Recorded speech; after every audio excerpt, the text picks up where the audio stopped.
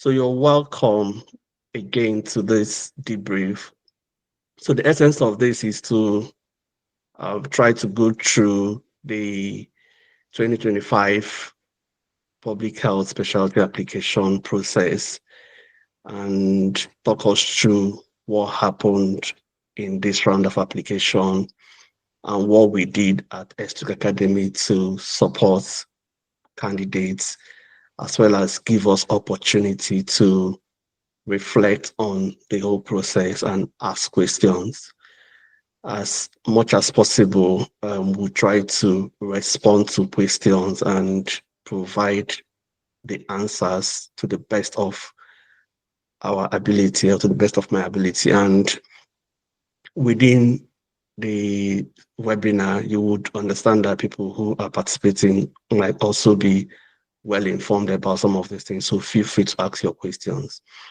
But before we go ahead, I would also like to make a disclaimer that we are not representing the Faculty of Public Health or the National Recruitment Team in this discussion. So what we are discussing here is not what they have said, but the insights that we gathered from reading through what is publicly available and from the experience of candidates going through this. So we are not quoting any official report. So just for you to know about that. A bit of introduction. Public health is a medical specialty concerned with protecting and improving the health and well-being of populations. So if you're interested in going into public health, rather than only concentrating on individual patients as is seen in hospital and other medical specialties, public health is responsible for population health improvement and health protection, making sure that everybody in the community is healthy. So that's the work of a public health practitioner or a public health specialist. So if that is what you are interested in, then this is a specialty you might consider going into.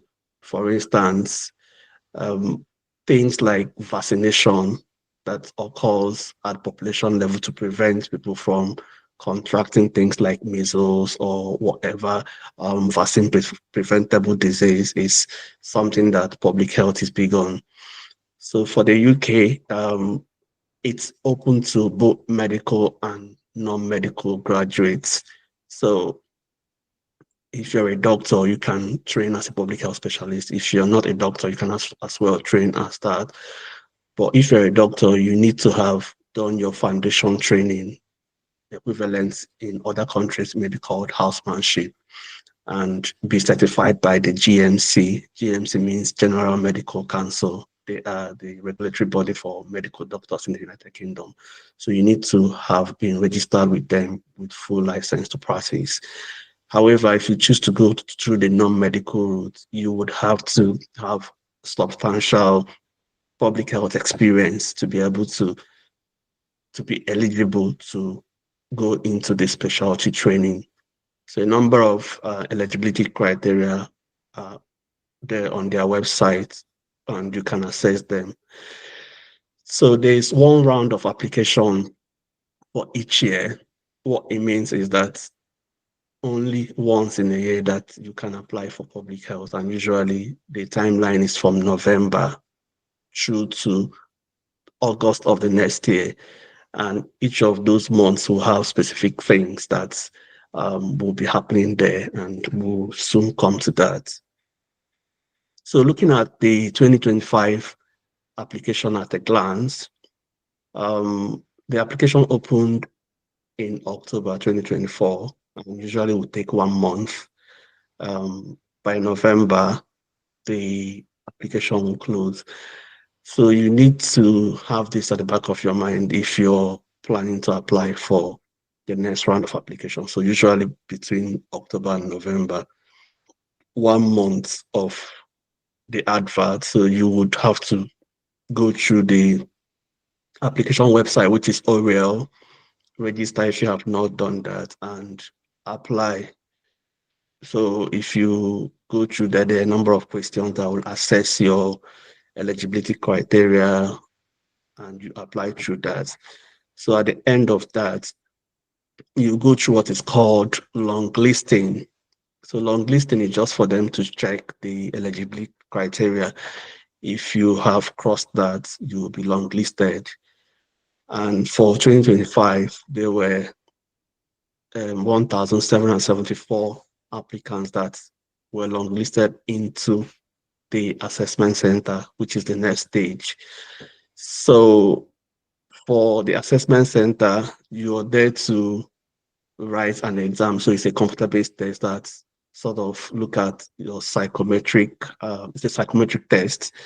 And there are three things you assessed: situational judgment test, RANRA, and waxing blazer.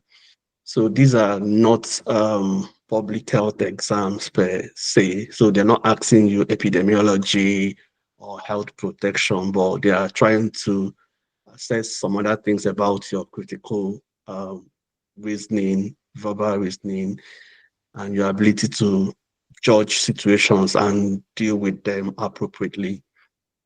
So you need a bit of time to prepare for this, and you can see so many persons apply for that. Over 1,700 apply for that. And for this year, it was um, January 7th and 8th that the assessment center took place. And it happens all over the world. So there are centers scattered all over the world. It's usually Pearson View Center that is used. And if you're listening to this from other countries, you will be given opportunities to say you don't want to do that in the UK. And they can now find the nearest place for you to do that.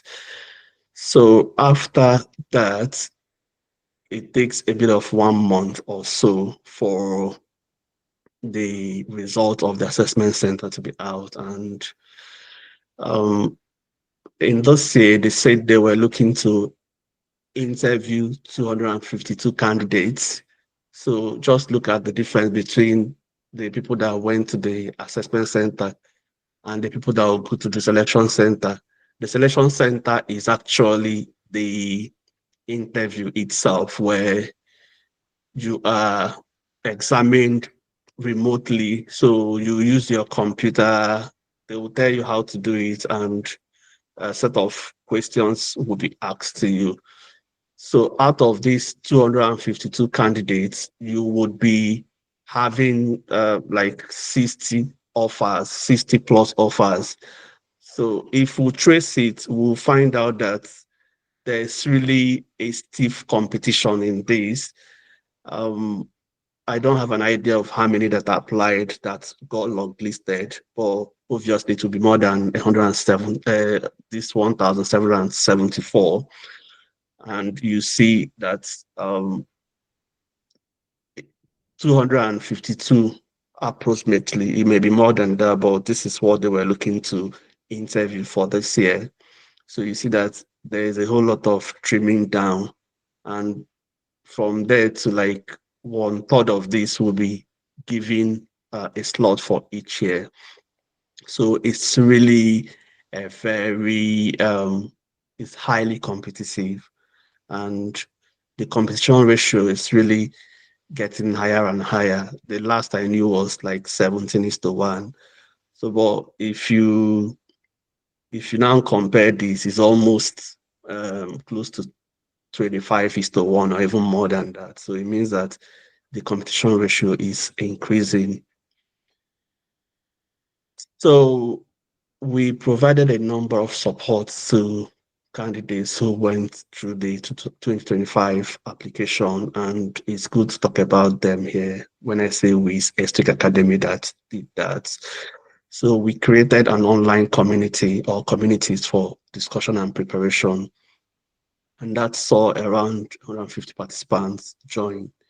So it was very active daily. Sometimes it was evening, but nearer to the time it became morning and evening.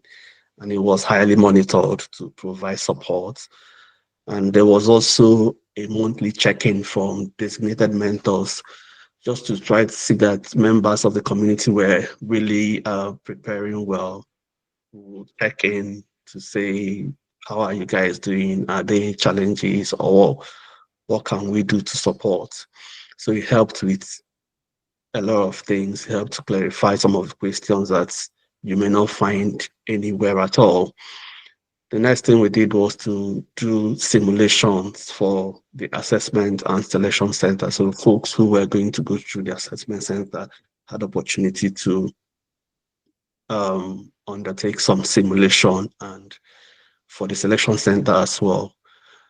And this was very helpful to candidates that passed through that. There was also a post-application mental health support. Some of these things are draining. Yeah, you put in a lot of effort, and maybe even at the first stage, application stage, you didn't go through, or you weren't longlisted. You might need some support, or you weren't shortlisted, whatever it is. You find out that you need some of the support. So we provided general mental health support, as well as one-to-one pastoral care and mentorship.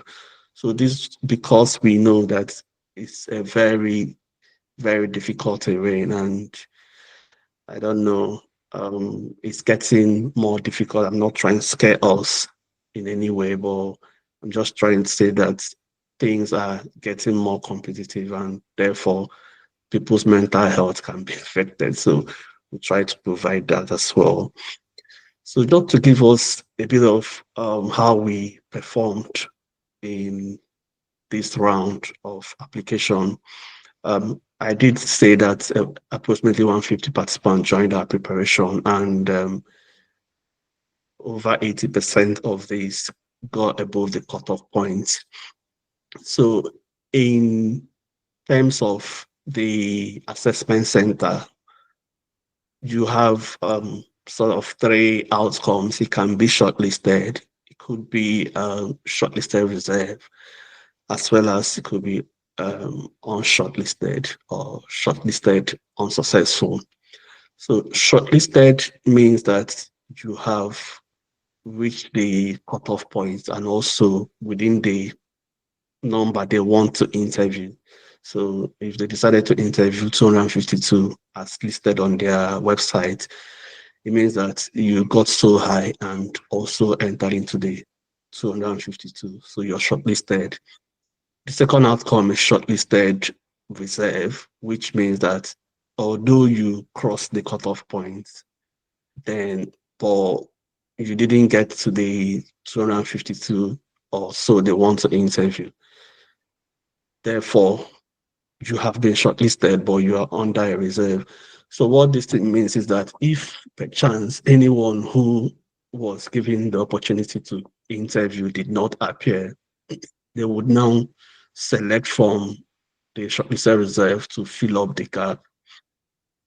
And usually they would inform the folks who were shortlisted that if they're not able to attend, they should let them know on time, so that no slot is wasted.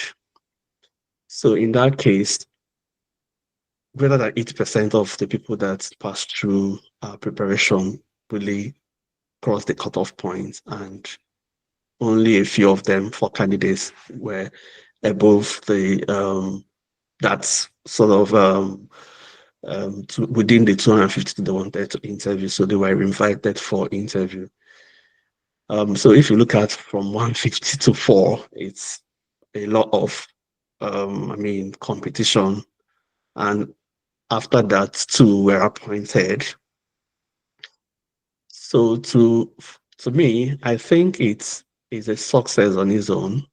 I mean, and that's why I'm sharing it at the point. I was like, should you share it or not?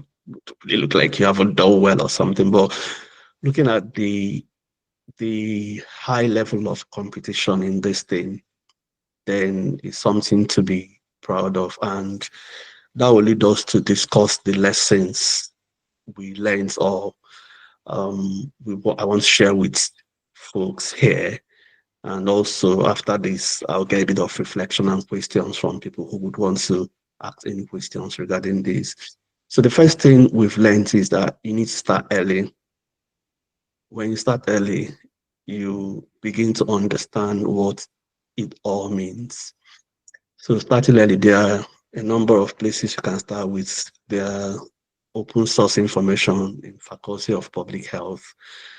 You can see some in NHS England websites where they talk about this recruitment. Start to read about what it means to enter into public health training and the eligibility criteria. What is assessment center? There are some sample questions on their website about situational judgment test, the assessment center, RANRA, and waxing glazer.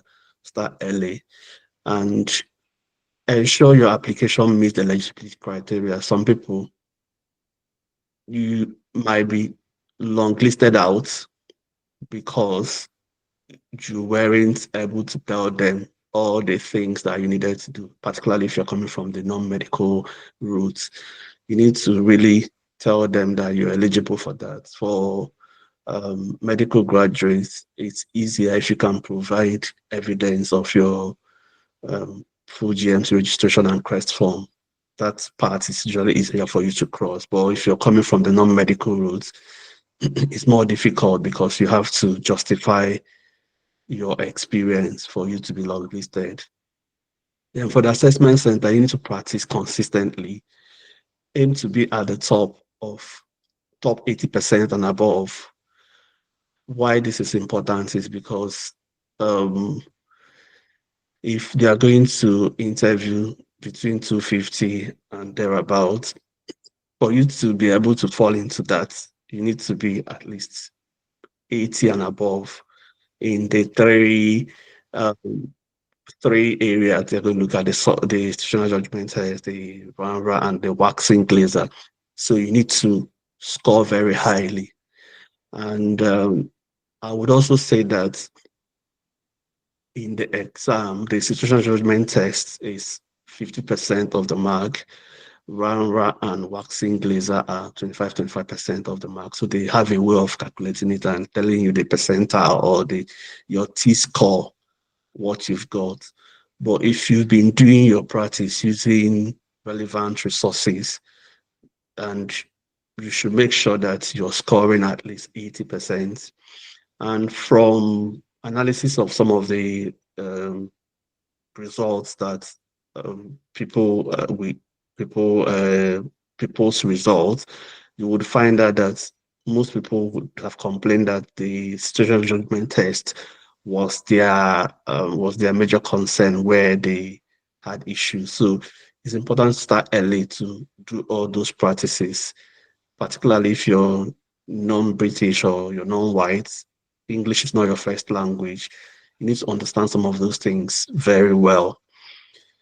And usually, I recommend 6 months preparation. So you could do personal prep for 3 months.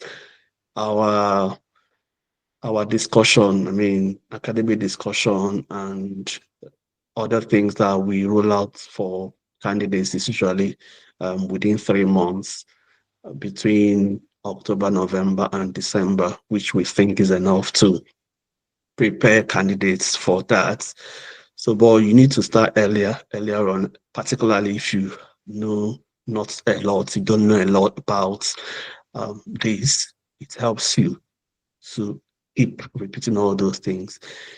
Then the next recommendation is for you to look after yourself. It is important to look after your mental health, your spiritual health, and your physical health.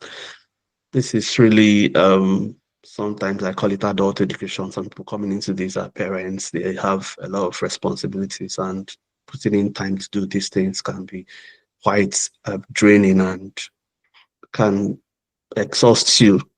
So you need to take out time and also refresh, talk to people. If things are not going the way you think they should be going, or you're having some emotional downtime, look at someone to talk to. And also to note that if you weren't selected for any reason does not mean that you're not smart. No, it is very and highly competitive. So many people set out to do these things, and you find out that they don't get selected, not because they don't have the experience. They do have the experience, but a number of things can happen on the day of the exam, or even before the exams, before the exam, and you didn't appear in your best self. So it's not something to kill yourself or mourn so much. So that will be my end of slide, and I welcome reflections and questions regarding what we've talked about, or anything you would want us to discuss in terms of the application.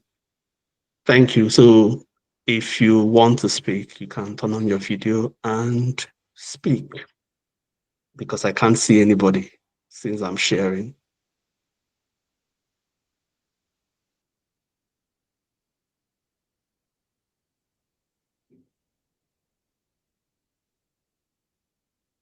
Any questions?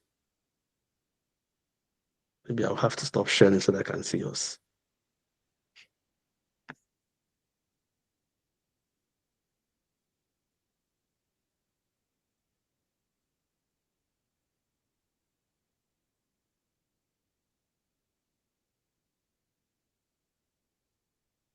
Okay, can anyone see me?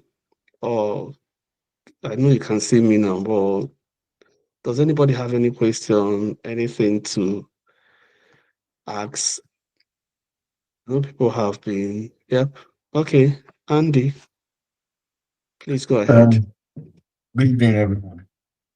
Thank you for organizing this session and giving us an opportunity to reflect. I am well discussing with some other senior professionals. One of which was a public health consultant.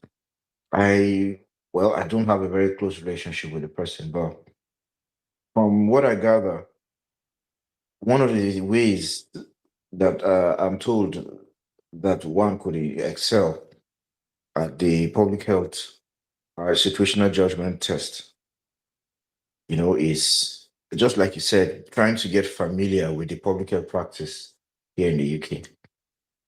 So one of the things that I'm considering, but I don't seem to have an idea how to get around it. I don't know if you have any guidance to provide. Is I have been looking for opportunity to probably maybe volunteer with local councils, particularly considering the constraint of distance, particularly remotely, if possible. Do you think that's overreaching, or is that something that is possible? And could it be helpful? Because I just think if one was like some of the questions in the situational judgment test about teamwork and stuff, probably maybe if you found yourself in an environment like that, some things will just become your second nature, and you won't be struggling to wonder what the right answer would be. So I'm just trying to ask to know your thoughts, please. Yeah, thank you very much. I think that having public health experience is good on its own. Yeah, very good. But from experience, I don't also think that they are particularly asking you things about public health per se in the assessment center. Like you rightly said, it's about teamwork, team development, communications, leadership.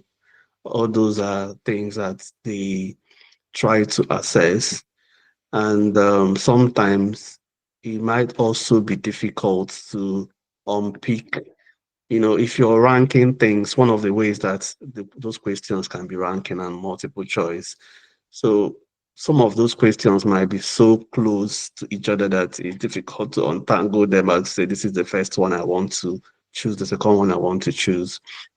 Yeah, so if you have opportunity to work with a team or even volunteering, by all means take that. But if you don't have to kill yourself doing that, because some of the people who would be joining, so if for instance you're still an FY2, that's your second year of housemanship in the UK, you may not even have the opportunity to do public health interview, volunteering or something like that, but you will still go through that.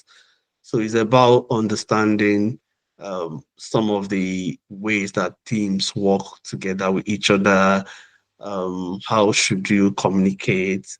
If you have a situation, who should you meet first? How do you intend to work independently? So I usually will refer people to the good public health framework practice or something. There's something called that, like good public health practice framework, which it's online. It's actually open in Faculty of Public Health. Their website, you see there, where it tells you what good looks like to practice as a public health um, practitioner, what it looks like to be a good practitioner. There might be other things you may have to do. Look up materials on institutional judgment tests.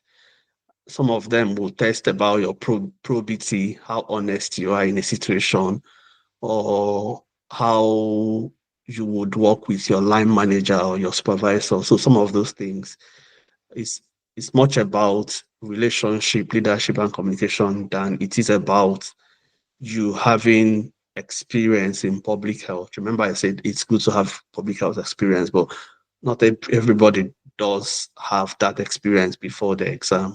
Of course, all through your training, you will have that experience and work with public health people. Okay, so let me take James Okediran's question. Andy, I hope that was enough for you. Sorry. Yes, thank you. Okay, that's fine. Okay, James, do you want to come in?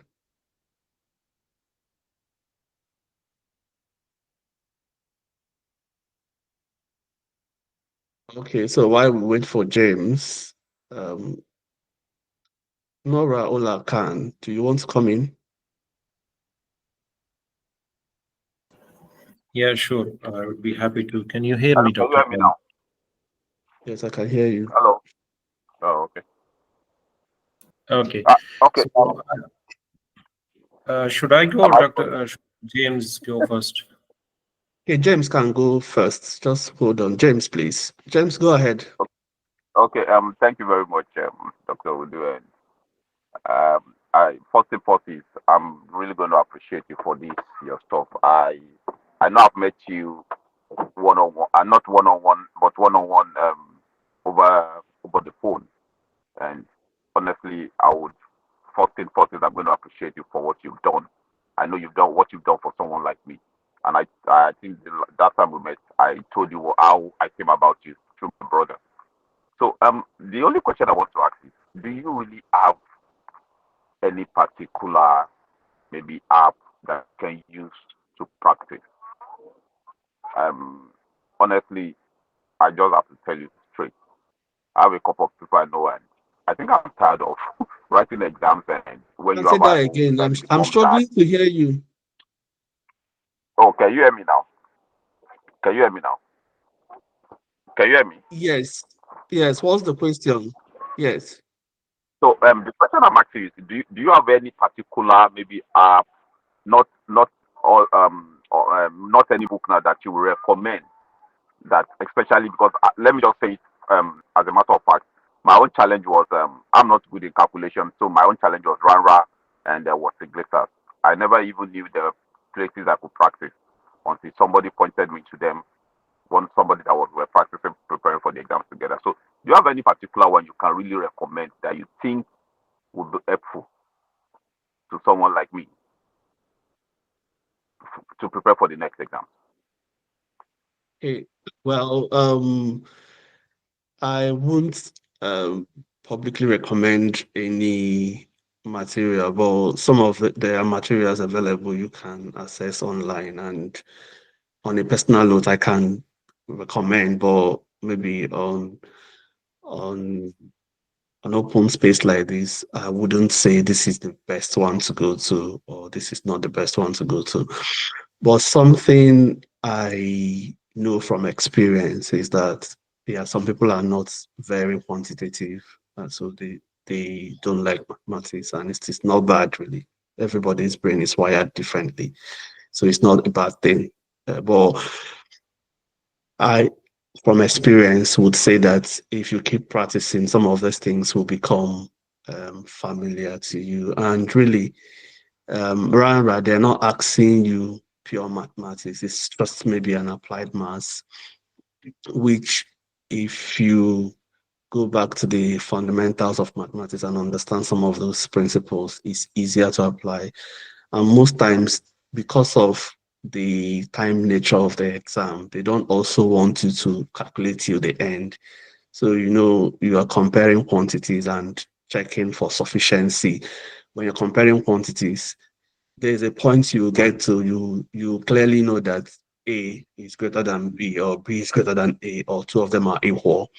And there's also a possibility for you to be able to know that this quantity can give me the answer or something like that. So when we get into the details of this, we'll talk more about that. But having gone through the process, I found out that as I was doing those things repeatedly, I began to understand some patterns of the questions. So I could know what, using available resources, I could know what how what they expect for questions 1 and 2, question 3 and 4, the kind of things that I should be looking out for, whether it's a range, whether it's a rate kind of exam, whether it's a simultaneous equation, whatever it is, I would have understood it. But it was only possible because I took out time to go through them. During my own practice, I was basically doing it every day. I mean, and I had, so it could be just 1 hour of my time. I will go through it, and it's good to also understand your strengths and your weaknesses. So, if your strength is on the HJT and your weakness is on the Maths one, that's the RANRA, you might put in more effort there. However, you should also be aware that in terms of weighting, HJT is weightier than RANRA and waxing glazer. So you really need to do well in HJT if you want to pass.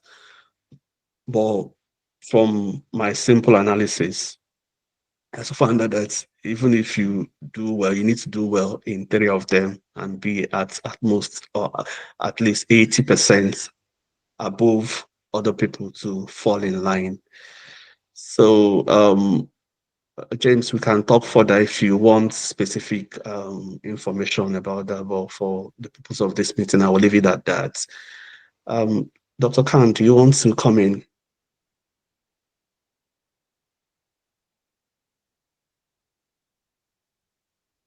Nurala, are you still with us? Yeah, I'm there. I'm sorry, my network is a bit bad, so it's a bit slow. I hope you can hear me. So I just Yes. had a general question, Dr. Kalu. Recently, I came across some information on social media regarding some policies the BMA were presenting to the UK regarding training aspects. So it said that they are presenting some policies for IMGs, especially that they think that IMGs are getting into training quite a lot, and it is preventing the British graduates for it is making it hard for them to get into training. So they might introduce a policy which will, for example, say that people who have less than 2 years of experience in the UK at that point, uh, they would not be preferred to get into training. And there are some other similar things to that.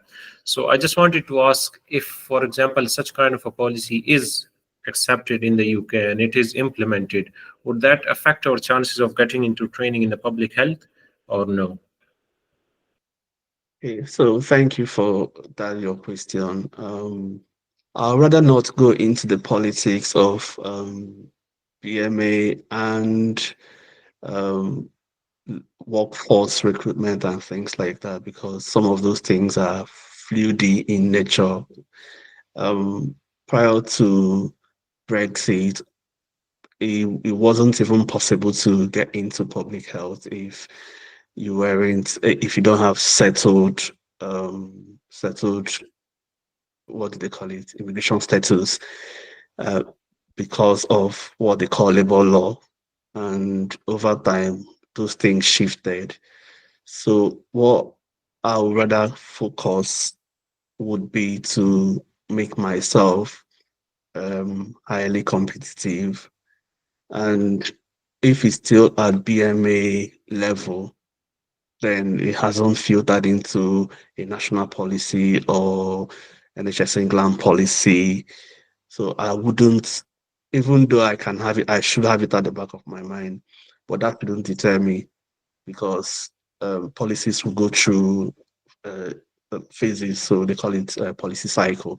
Will go through phases before it becomes implemented, and you will always be communicated. So as it is now, we don't know. I don't know per se what the future will look like. But if I was going to be applying, I would go ahead and apply based on the information I have at the moment, which there's no reflection on NHS England or the recruitment website to say that if you're an IMG, you'll be deprioritized at the moment. So that would be my response to that. RTC, do you want to come in? Yes, please. Thank you very much for that session. I just wanted to ask, going by what James said, um, the specific recommendation from you, and you said he should contact you privately. So I was wondering if we could also contact you privately to get that recommendation. So when I meant privately, it's I guess I suppose you're already in our online community, so you could ask the same question there. I will be able to respond. So it doesn't necessarily mean that it's a private chat. It's just that the information here is being recorded and is also shared um, across board. So I wouldn't want to begin to prioritize or prefer one resource over another. There are a number of resources online that you could Google as well and get information. But if you want my own personal view on that, I could share that in our community, if that's okay. Yeah, thank you. Okay. I think that's the last hand that is raised. Does any other person have any other question or any other thing to say before we wrap up the section? Okay, so if we don't have any other thing to say, I want to say thank you for joining this section. And for those who will be intending to participate in our next round of preparation, we'll be communicating that in the coming months. But like I already said, it's important to start early, and you could start with your individual prep and move on to group prep. So we'll roll out plans and tell us how we're going to do that this year based on evaluations and feedback that the former cohort gave to us. We're going to improve on our services to you. So thank you and have a lovely weekend. Enjoy the rest of your day. Thank you, everyone. Bye.